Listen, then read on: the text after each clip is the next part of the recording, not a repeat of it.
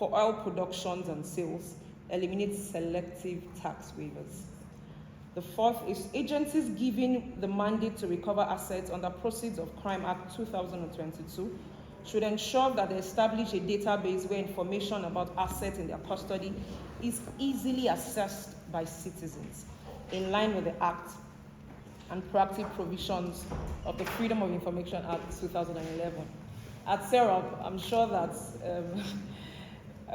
last year alone, we had issued over 100 FOIs, right? I'm sure that's been funny, but and you'd see that sometimes we even have to go to court to ensure that government agencies disclose information that should have been proactively disclosed in the first place.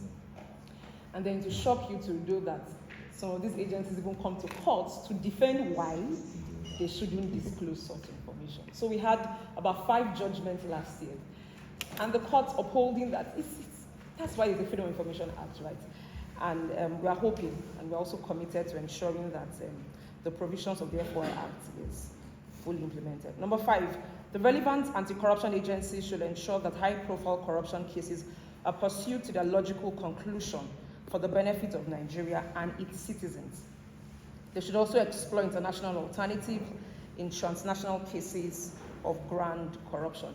It's a thing in Nigeria where they say that we have a 2-week span. So when something comes up today and then we hear design it today, everybody shouts, and then another day we hear someone else, everybody just leaves it.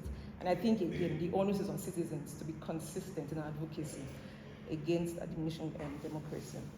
Number 6, providing an enabling environment for promotion and protection of citizens' human rights to protest and express their pleasure or displeasure in governance processes. This will further promote accountability in government. That's what a democracy is, right? We're all partners in progress. It's our democracy. And citizens should not be penalized, prosecuted, arrested for expressing their freedom of expression. What kind of democracy would we say that we operate in if we can't speak, if dissent voices are continuously being silenced? The National Assembly should also ensure the passage into law of the Whistleblower Protection Bill, which will safeguard the fundamental right of freedom of expression and safeguard individuals exposing corruption. We should also work to reform the electoral system to restore public trust. Just last year, SERAP got a judgment against INEC to ensure that those who worked against the last general election are prosecuted. We are hoping, and let me say, we are also praying as Nigerians that that judgment is enforced swiftly. And lastly, to implement recommendation of the UNCAC Civil Society Parallel Report. That is the last recommendation here. God bless the Federal Republic of Nigeria.